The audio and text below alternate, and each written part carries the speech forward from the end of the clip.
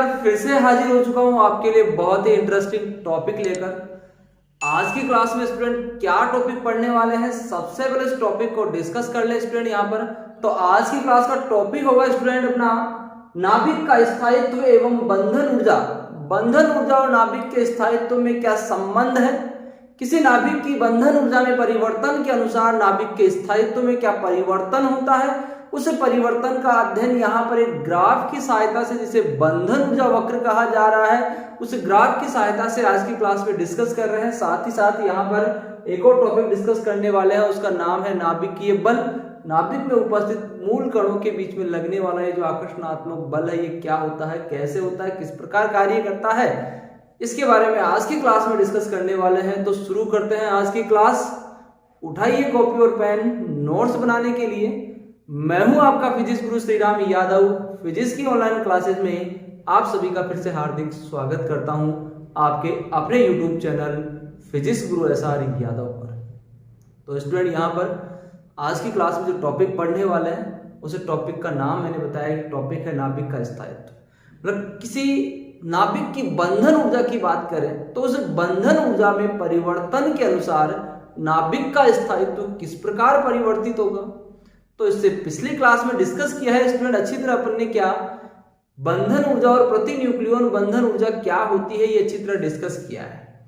यदि अपन पहले बंधन ऊर्जा की बात कर लें तो डेफिनेशन क्या थी इसकी बंधन ऊर्जा की, किसी परमाणु के नाभिक में उपस्थित न्यूक्लियनों को बांधे रखने के लिए जिस ऊर्जा की आवश्यकता होती है उसे नाभिक की बंधन ऊर्जा कहा जाता है।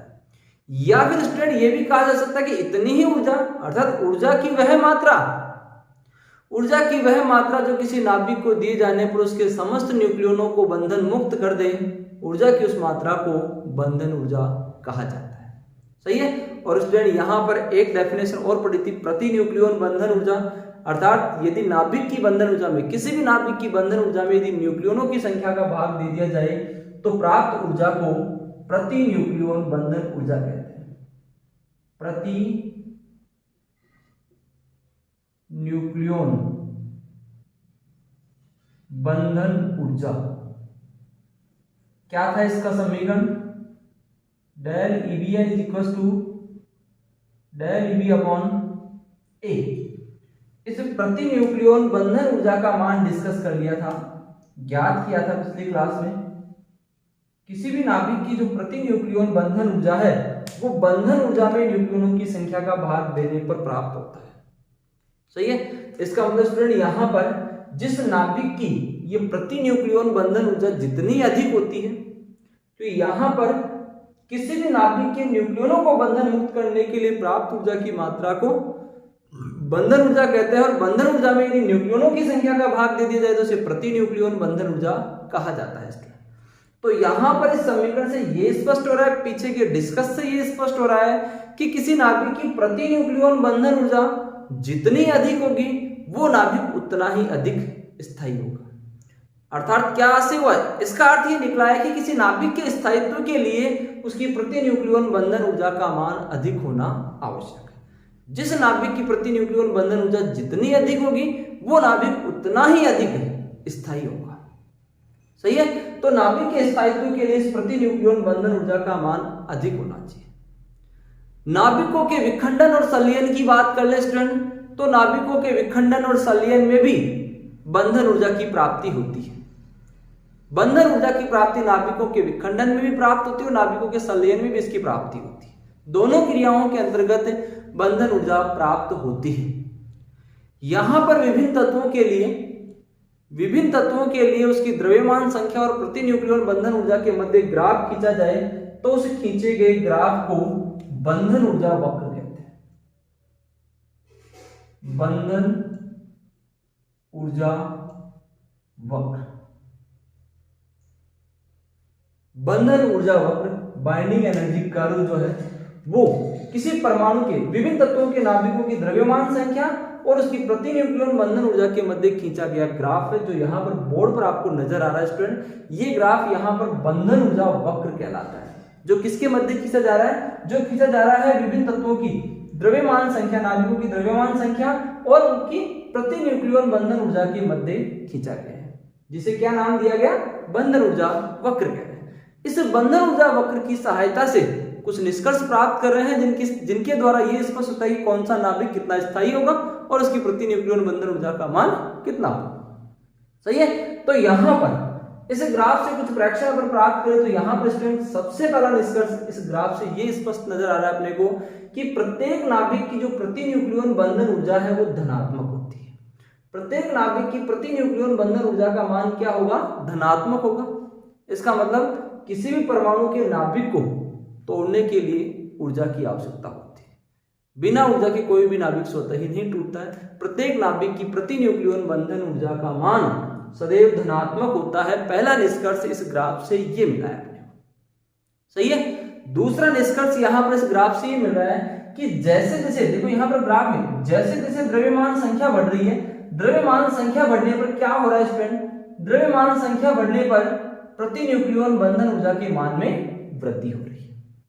सही है। दूसरा निष्कर्ष क्या मिला, नोट करते जाना साथ साथ। दूसरा निष्कर्ष ये मिला है क्या कि प्रति द्रव्यमान संख्या का मान बढ़ाने पर प्रति न्यूक्लियन बंधन ऊर्जा का मान बढ़ता है। सही है। जो द्रव्यमान संख्या 56 पर पहुंचकर द्रव्यमान संख्या 56 पर पहुंचकर अधिकतम हो जाता है। कहने का मतलब द्रव्यमान संख्या 56 लोहे के लिए है और इसके लिए इस प्रति न्यूक्लियन बंधन ऊर्जा का मान लगभग 8.8 मेगा इलेक्ट्रॉन वोल्ट होता है, जो सबसे अधिक बंधन ऊर्जा का मान है। मतलब लोहा प्रकृति का सबसे अधिक स्थायी तत्व है। लोहा जो है वो स्थायी तत्व है। प्रकृति का सर्वाधिक जो स्थायी तत्व है वो कौन सा है, लोहा। लोहे के लिए प्रति न्यूक्लियन बंधन ऊर्जा का मान सबसे ज्यादा होता है। इसी कारण स्टूडेंट भूक्रोड़ जो होती है उस भूक्रोड़ पर अधिक मात्रा में लोहा पिघली हुई अवस्था में होता है। इसी कारण भूक्रोड़ स्थायी होती है क्योंकि लोहा प्रकृति का सबसे स्थायी तत्व है। इसकी प्रति न्यूक्लियन बंधन ऊर्जा सर्वाधिक होती है जिसका मान 8.8 मेगा इलेक्ट्रॉन वोल्ट होता है। सही है। अब यहां पर यदि अपन इस द्रव्यमान संख्या 56 के दोनों तरफ देखें, द्रव्यमान संख्या 56 के दोनों तरफ यदि देखा जाए तो क्या प्राप्त हो रहा है स्टूडेंट, द्रव्यमान संख्या 56 से अधिक द्रव्यमान संख्या के लिए द्रव्यमान संख्या 56 से ज्यादा बढ़ाने के लिए प्रति न्यूक्लियन बंधन ऊर्जा की बात करें तो घट रही है, धीरे धीरे घट रही है स्टूडेंट। प्रति न्यूक्लियन बंधन ऊर्जा का मान धीरे धीरे घट रहा है, लेकिन 56 से कम द्रव्यमान संख्या पर भी प्रति न्यूक्लियन बंधन ऊर्जा घट रही है, लेकिन वो तेजी से घट रही है।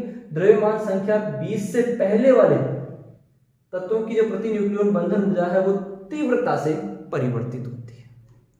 सही है। तो यहां पर द्रव्यमान संख्या 56 के आसपास वाले जो तत्व है वो प्रकृति के सर्वाधिक स्थायी तत्व होंगे। सही है स्टूडेंट। यदि द्रव्यमान संख्या 56 से ज्यादा अधिक बढ़ते हैं अपन तो लगभग द्रव्यमान संख्या 238 यूरेनियम 238 यहां पर जिसकी बंधन ऊर्जा का मान लगभग 7.8 mega electron volt 7.6 mega electron volt के आसपास होता है।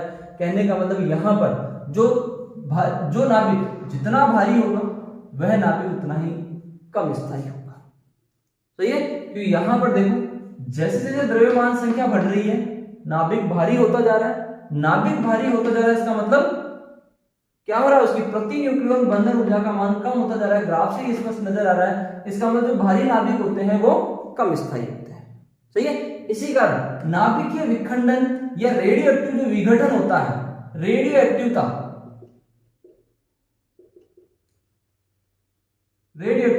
में जो रेडियोएक्टिव तत्व है वो सर्वाधिक सबसे कम स्थायी होता है क्योंकि वो स्वतः ही विघटित होते रहते हैं और अंत में पीबी लेड में परिवर्तित होते हैं, लेड में परिवर्तित होते रहते हैं। अंत में रेडियोएक्टिव विघटन के अंतर्गत जितने भी तत्व हैं वो लेड में परिवर्तित होते रहते हैं, अर्थात अंत में इसी में परिवर्तित होते हैं। इसका मतलब ये इनसे सबसे ज्यादा स्थायी है। इससे अधिक द्रव्यमान संख्या वाले लगभग द्रव्यमान संख्या 82 से लेकर ऊपर वाले जितने भी तत्व होते हैं वो प्रकृति में कम स्थायी होते हैं, वो सभी रेडियोएक्टिव तत्व होते हैं। इसका मतलब भारी नाभिक जो है वो कम स्थायी होता है। सही है। इससे पहले वाले देखें तो द्रव्यमान संख्या द्रव्यमान संख्या देखो यहाँ पर स्टूडेंट 4, 12, 16, 4, 12, 16, इन तीनों के ऊपर देखो, इन तीनों बिंदुओं पर इस ग्राफ में क्या प्राप्त हो रहा है स्टूडेंट? शीर्ष बिंदु प्राप्त हो रहा है। इस ग्राफ में यहाँ पर इन तीनों पर द्रव्यमान संख्या 4, 12 और 16 पर शीर्ष बिंदु प्राप्त हो रहा है। इसका मतलब द्रव्यमान संख्या 4, 12 और 16 वाले हीलियम, कार्बन और ऑक्सीजन जो है वो अपने पास के तत्वों की तुलना में अधिक स्थायी होते हैं, क्योंकि इनके लिए बंधन ऊर्जा का मान अपने आसपास के तत्वों की तुलना में सबसे ज्यादा होता है। शिखर बिंदु यहाँ पर शीर्ष बिंदु इनमें प्राप्त हो रहा है। इसका मतलब हीलियम, ऑक्सीजन और कार्बन ये अपने आसपास के तत्वों की तुलना में अधिक स्थायी होते हैं, क्योंकि इनकी बंधन ऊर्जा का मान अधिक है। सही है।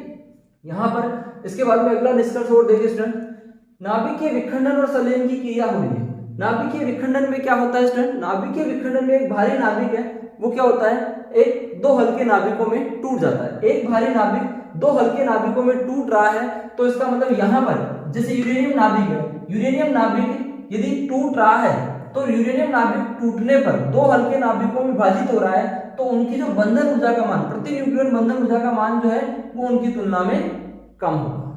इसका मतलब नाभिकीय विखंडन की क्रिया में बंधन ऊर्जा मुक्त होती है। इसी प्रकार नाभिकीय संलयन है।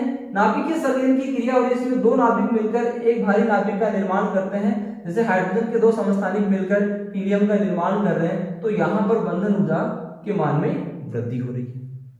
सही है। इसका मतलब यहाँ पर भी बंधन ऊर्जा की प्राप्ति हो रही है।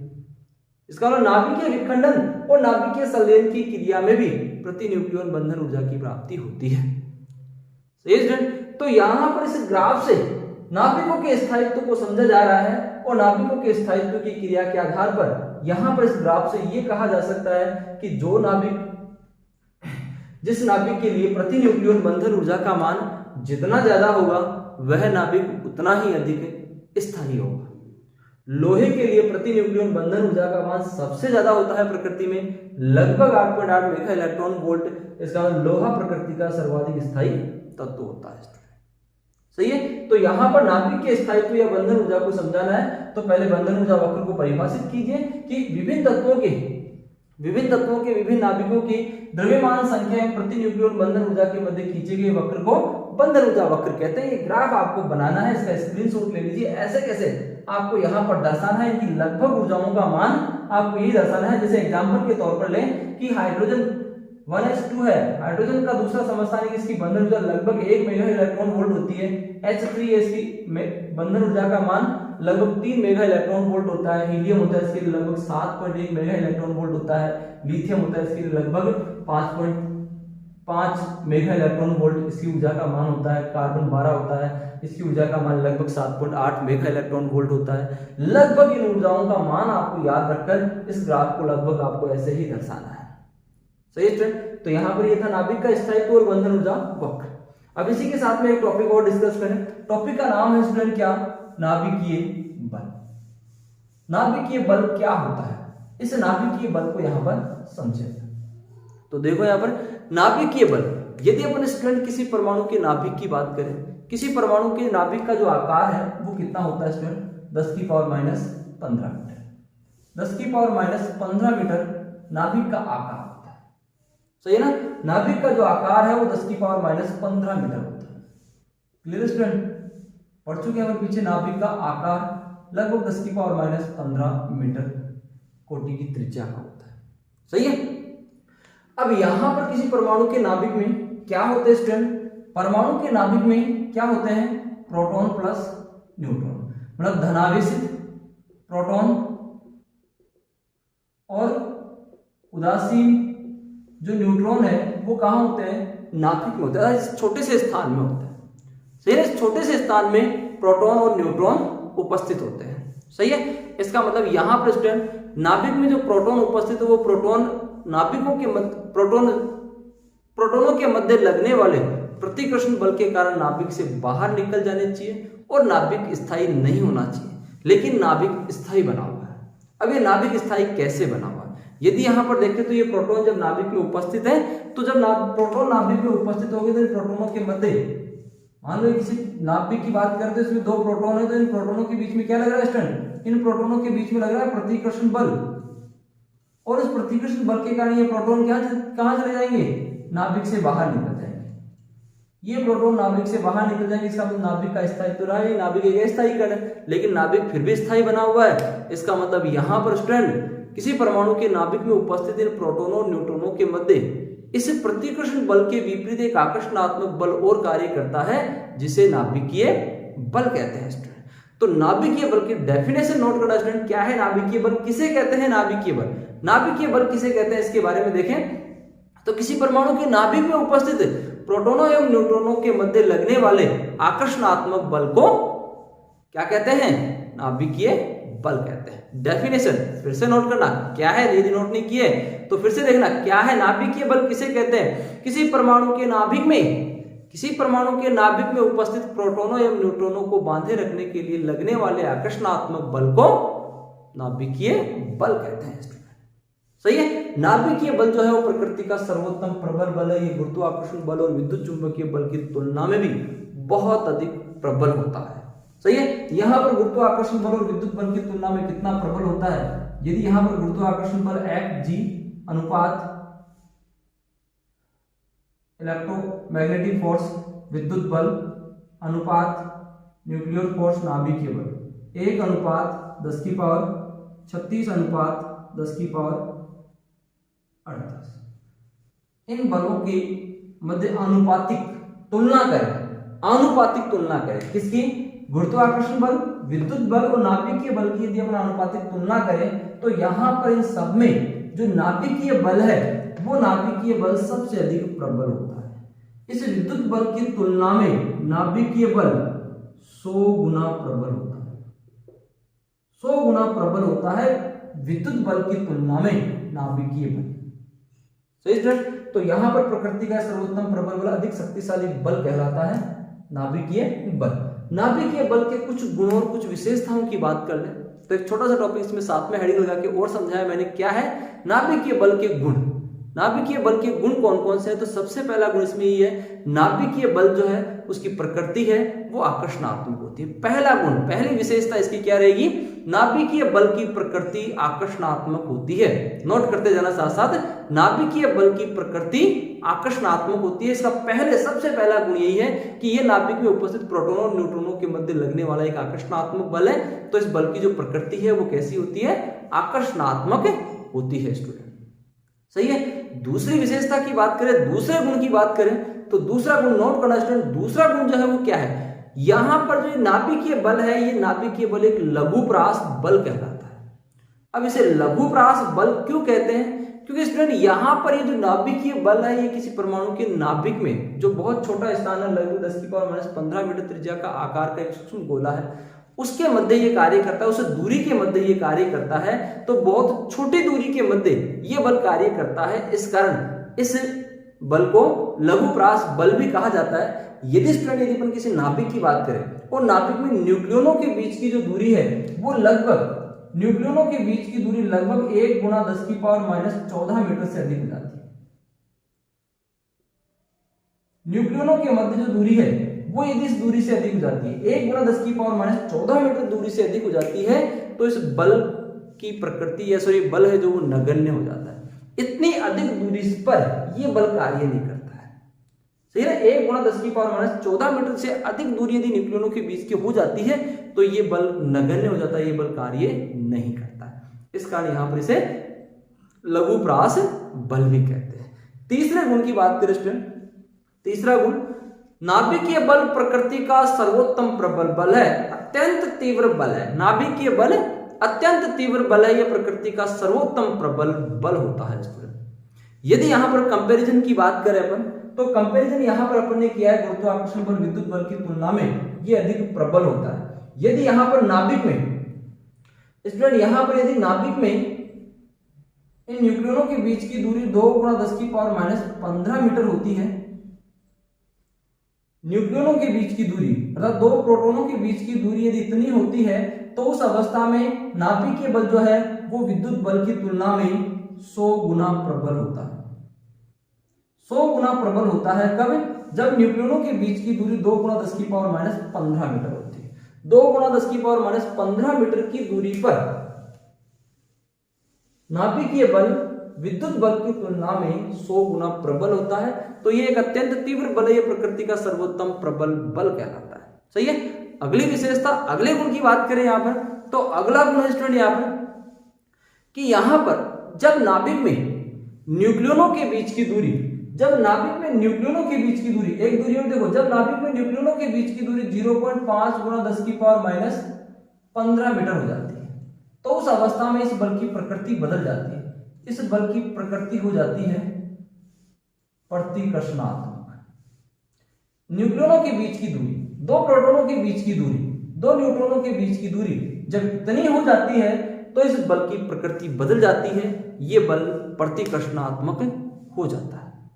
सही है। तो यहां पर ये विशेषता कह रही है कि जब नाभिक में न्यूक्लियनों के बीच की दूरी इतनी हो जाती है तो इस बल की प्रकृति प्रतिकर्षणात्मक, वैसे इस बल की प्रकृति आकर्षणात्मक होती है, लेकिन इतनी दूरी पर यह बल प्रतिकर्षणात्मक प्रकृति का हो जाता है। सही है। अगली विशेषता, अगले गुण की बात करें यहां पर, तो नाभिकीय बल का अगला गुण है नाभिकीय बल आवेश की प्रकृति पर निर्भर नहीं करता है। आवेश की प्रकृति पर यह नाभिकीय बल निर्भर नहीं करता है।